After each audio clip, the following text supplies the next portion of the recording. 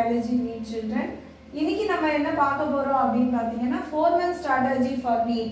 இந்த 4 மாதங்கள்ல என்னால நீட்டை படிச்சிட முடியுமா அப்படின்னு நிறைய பேர் இப்போ யோசிச்சுட்டு இருப்பீங்க இல்லையா, அவங்களுக்கான காணொலியா தான் இது இருக்க போகுது.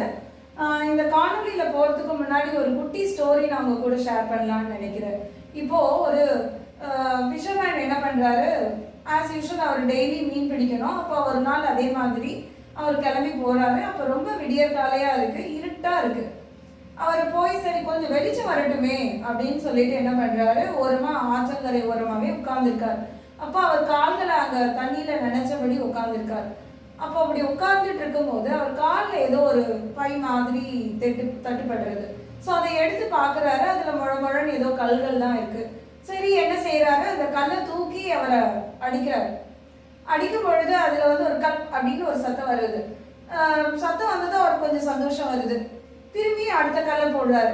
இந்த மாதிரி அவர்கிட்ட எல்லா இருந்த கல்கள் எல்லாத்தையும் போட்டுட்டே இருக்காரு. கொஞ்ச நேரத்துக்கு அப்புறமா வெளிச்சமும் வருது, அவர்கிட்ட கடைசி கல் இருக்கு. அந்த வெளிச்சத்துல பார்க்கும் பொழுதுதான் தெரியாது, அது ரொம்ப மின்றது, அந்த கல் ரொம்ப விலை உயர்ந்த கல்லா இருக்கும் அப்படின்னு அவருக்கு தோன்றுறது. இப்போ இந்த கதை எதற்காக அப்படின்னா, நம்ம இவ்வளோ நாள் அந்த குட்டி குட்டி சந்தோஷத்துக்காக நம்ம நேரத்தை வீணாக்கி இருக்கலாம். இப்போ நம்ம கிட்ட இருக்கக்கூடிய அந்த கடைசி கல் தான் இந்த 4 மாசம். இந்த 4 மாசம்ன்றது நமக்கு ரொம்ப பொற்காலமா இருக்க போது, அந்த பொற்காலத்தை நம்ம எப்படி பயன்படுத்தி வின் பண்ண போறோம் அப்படின்றது தான் இந்த காணொலியில நம்ம பார்க்க போறோம் குழந்தைகளே. ஸோ எப்படி அப்படின்றதுக்கு முன்னாடி இந்த 4 மாசத்தை முதல்ல 2 மாசமா நம்ம பிரிச்சுப்போம். நம்ம கிட்ட மொத்தம் 121 நாட்கள் இருக்கு அண்ட் 79 சாப்டர்ஸ் இருக்கு படிக்கிறது.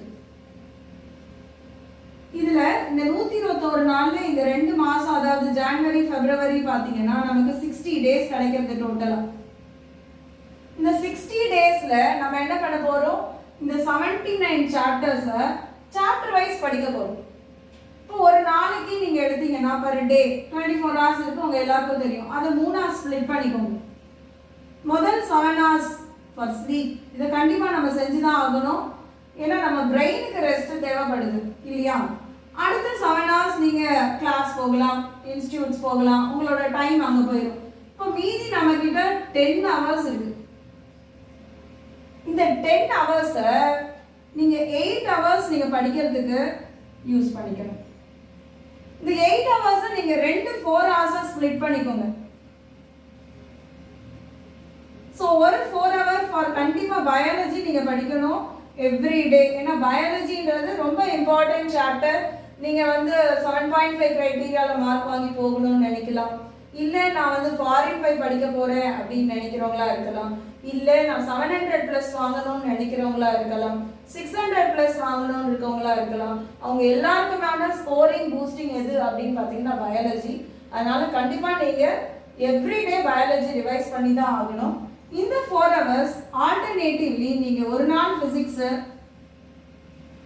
இன்னொரு நாள் கெமிஸ்ட்ரி, ஸோ இப்படி மாத்தி மாத்தி நீங்க படிக்கலாம் இல்லையா.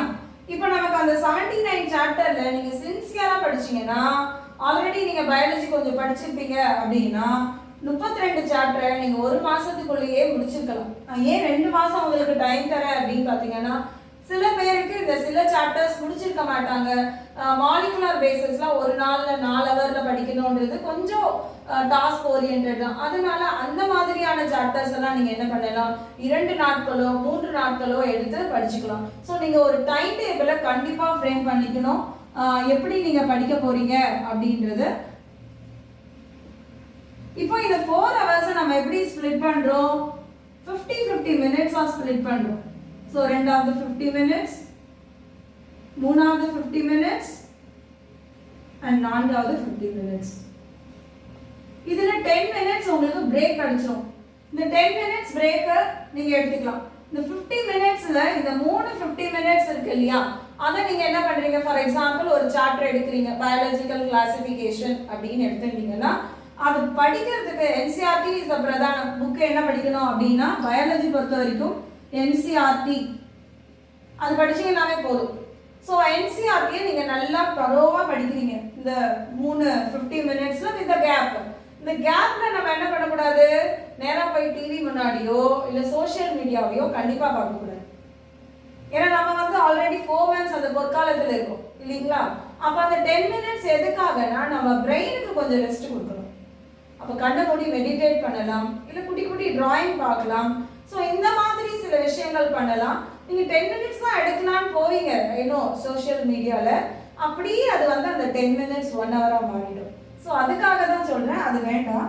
நீங்கள் இந்த 50 minutesல நீங்கள் படிச்சுட்டீங்கன்னா இந்த லாஸ்ட் 50 minutesல நீங்கள் எத்தனை பேஜ் படிச்சிருந்தாலும் சரி, இப்போ பயாலஜிக்கல் கிளாசிஃபிகேஷனு நான் மொனீரா அண்ட் ப்ரோட்டிஸ்டா மட்டும்தான் முடித்தேன், ஃபங்கை படிக்கலை அப்படின்னா பரவாயில்ல. அது வரைக்கும் நீங்கள் என்ன பண்ணணும், you have to practice and otherwise take mark test. So நீங்கள் என்ன படித்தாலுமே அன்னைக்கு அதை ப்ராக்டிஸ் பண்ணீங்கன்னா தான் கான்ஃபிடென்ட் இன்க்ரீஸ் ஆகும். நான் படிச்சுட்டேன் டெஸ்ட் பண்ணலை அப்படின்னா அது வந்து நான் வந்து நேராக ஸ்விம்மிங் பூல் போகிற மாதிரி தான், without practising are learning swimming. ஓகேவா. ஸோ அதனால practice is very much important year. இதே ஸ்ட்ராட்டஜி நீங்கள் ஃபிசிக்ஸ் அண்ட் கெமிஸ்ட்ரிக்கும் ஃபாலோ பண்ணலாம். நீங்கள் என்ன சாப்டர் எடுத்தாலும் 50 minutesக்கு நீங்கள் ப்ரிப்பேர் பண்ணிவிட்டு லாஸ்ட் 50 minutes என்ன பண்ணுறீங்க அப்படின்னு பார்த்தீங்கன்னா you have to practice. கண்டிப்பாக டவுட்ஸ் வரும். அந்த டவுட்ஸை எப்படி கிளாரிஃபை பண்ண போறீங்க, அதுக்கான ஸ்ட்ராட்டஜி நீங்கள் ஃபாலோ பண்ணிக்கணும். So you should make your concepts clear in this 2 months and clarify your doubts.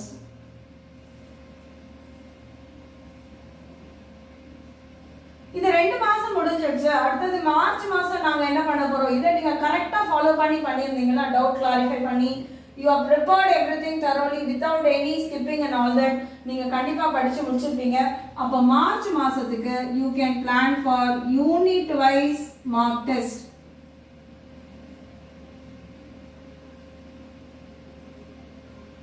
So unit wise mark test அப்படின்றது என்ன அப்படின்னு பார்த்தீங்கன்னா, இப்போ ஃபிசிக்ஸில் ஒரு யூனிட், கெமிஸ்ட்ரியில் ஒரு யூனிட், பயாலஜியில் ஒரு யூனிட் எடுத்துட்டு அதில் நீங்கள் மார்க் டெஸ்ட் எடுக்கிறீங்க.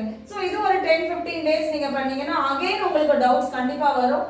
அந்த டவுட்ஸை நீங்கள் கிளாரிஃபை பண்ணிவிட்டு கான்செப்ட்ஸை கிளியர் பண்ணிவிட்டு அதுக்கப்புறம் நீங்கள் April 1st onwards full test series ஆரம்பிக்கணும். ஸோ ஃபர்ஸ்ட் ஃபுல் டெஸ்ட் எடுக்கும்போது ஒரு 2 நாள் கேப் கொடுத்து நல்லா ப்ரிப்பேர் பண்ணிட்டு தென் யூ டேக். கண்டிப்பாக சில தப்புகள் வரும். அந்த தப்பை வந்து நீங்கள் எங்கே சாப்டரில் பண்ணுறீங்கன்றது அந்த சாப்டர் திரும்ப ரிவைஸ் பண்ணிட்டு retake the test. Then gradually mistakes will be reduce and you can achieve your destination. உங்களோட ஸ்கோர் நீங்கள் என்ன ஏம் பண்ணியிருக்கீங்களோ அதை அச்சீவ் பண்ணுறதுக்கு ஹெல்ப்ஃபுல்லாக இருக்கும். ப்ரொவைடட் நீங்கள் இதை ஸ்ட்ரிக்டாக ஃபாலோ பண்ணி ஆகணும். சரியா குழந்தைகளே? ஸோ இந்த ஸ்ட்ராட்டஜி உங்களுக்கு ஹெல்ப்ஃபுல்லாக இருக்கும் அப்படின்னு நான் நினைக்கிறேன். All the best for all your success. Thank you all.